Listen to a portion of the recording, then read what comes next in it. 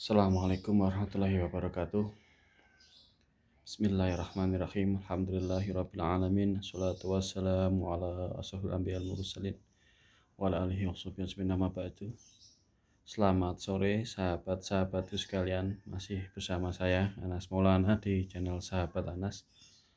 Pada kesempatan sore hari ini kita akan coba membahas satu rahasia yang ada dalam rukun umroh ya, yaitu sa'i, yaitu lari-lari kecil dari Bukit Sofa ke Bukit Marwa, yang dimana ini nanti adalah kaitannya dengan rahasia rezeki juga. Menurut sejarah, jadi sebenarnya proses ibadah haji atau umroh itu adalah mengulangi apa yang dulu pernah terjadi pada masa Nabi Ibrahim alaihissalam. Dan terkhusus pada ibadah sa'i ini, yaitu kejadiannya adalah saat Siti Hajar bersama Nabi Ismail yang waktu itu masih dalam kondisi masih bayi ya, jadi masih kecil sekali. Itu ditinggal oleh Nabi Ibrahim alaihissalam di Makkah ya, jadi dekat Ka'bah. Itu ada bukit kecil, Bukit Sofa dan Bukit Marwa, di mana Nabi Ismail itu menangis dengan keras karena beliau merasakan lapar yang luar biasa, dahaga. Lantas kemudian Siti Hajar itu saking paniknya dia kemudian mencari air untuk kemudian diminumkan kepada Nabi Ismail. Ketika dia melihat ke arah Bukit Sofa, seolah-olah di sana itu ada air ya.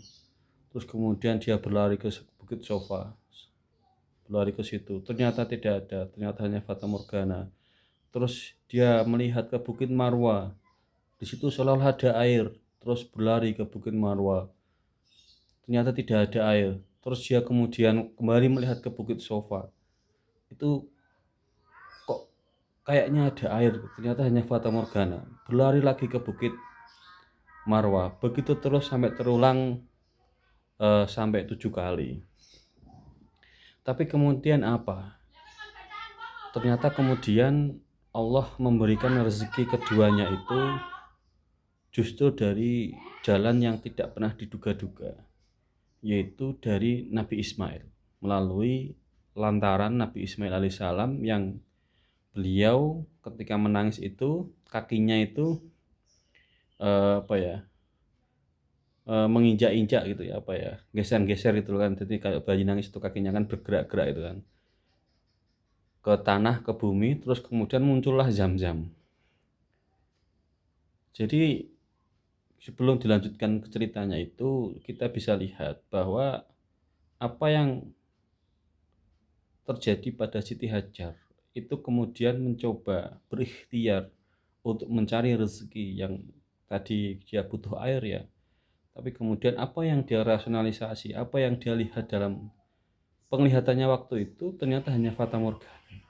Dia mencoba merasionalisasi bahwa rezeki itu akan datang dari Bukit Sofa, akan datang dari Bukit Marwa, dan dia telah menempatkan diri bahwa dia yang bertanggung jawab atas rezeki anaknya, yaitu Nabi Ismail alaihissalam. Tapi ternyata Allah itu gimana, susah ditebak juga. Ternyata Allah memberikan rezekinya itu justru dari Nabi Ismail alaihissalam, yang dimana itu tidak pernah terfikirkan oleh Siti Hajar bahwa anaknya itu justru yang malah menolong dan memberikan, lantaran Nabi Ismail malah memberikan air kepada beliau, Siti Hajar. Ini hampir sama dengan konsep-konsep rezeki yang ada pada dunia ini, dimana kebanyakan manusia itu mencoba merasionalisasikan apa yang ada dalam dunia ini, ya rezeki itu adalah berupa hal-hal yang berbentuk rasional dan material saja.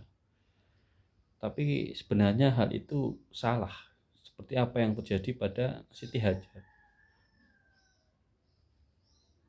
Fata morgana saja, apa yang dikejar itu hanya fata morgana, yang seperti ada air tapi ternyata itu tidak, yang seperti menggenggam dunia tapi ternyata itu nanti akan terlepas dan tidak sama sekali, tidak akan dibawa sama sekali nantinya.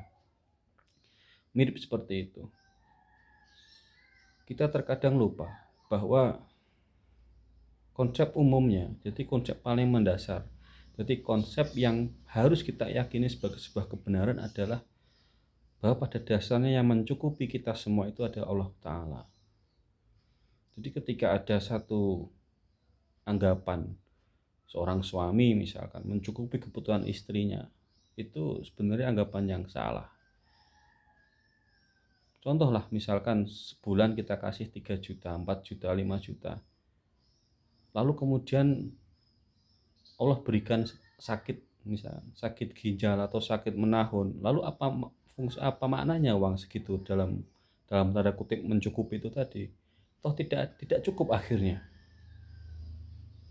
Memang benar, yang tidak cukup itu adalah materialisasi kita, uangnya yang tidak cukup. Tapi rahmat Allah Subhanahu wa taala itu sudah pasti cukup. Nah, konsep rezeki itu mirip sekali dengan konsep rahmat ini, dan bahkan mungkin sama. Karena rahmat itu sendiri adalah bagian dari rezeki yang diturunkan Allah kepada hamba-hambanya.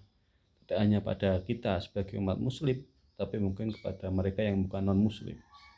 Coba bayangkan, ketika manusia merasionalisasikan rezeki pada hal-hal yang berbentuk material saja, hanya sekejap kemudian dia akan hilang.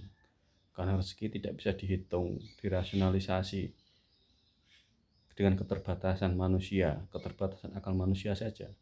Seperti Siti Hajar tadi, dia mengejar ke sofa, ke marwah, ke sofa, ke marwah, ke sofa, ke marwah sampai 7 kali. Tetapi kemudian justru pada Nabi Ismail rezeki itu diberikan, dilantarkan dari beliau, yang sama sekali itu tidak bisa dirasionalisasi sama sekali. Dan itu juga bagian, dan sampai hari ini air Zam-Zam itu masih ada dan memberikan rezeki tidak hanya pada Nabi Ismail dan Siti Hajar, tapi kepada semua jamaah umroh yang ada di situ. Bahkan oleh siapapun yang kemudian mendapat manfaat pada air Zam-Zam. Itu kisah yang luar biasa dari sa'i, jadi lari-lari kecil dari Bukit Sofa ke Bukit Marwah. Jadi begitu sahabat-sahabat sekalian, semoga ini bisa menjadi manfaat bagi kita semua, dan jangan lupa like and subscribe supaya channel ini bisa lebih berkembang. Ini channel pribadi saya, keluarga ya, supaya bisa memberikan manfaat bagi kita semua. Saya akhiri, Assalamualaikum warahmatullahi wabarakatuh.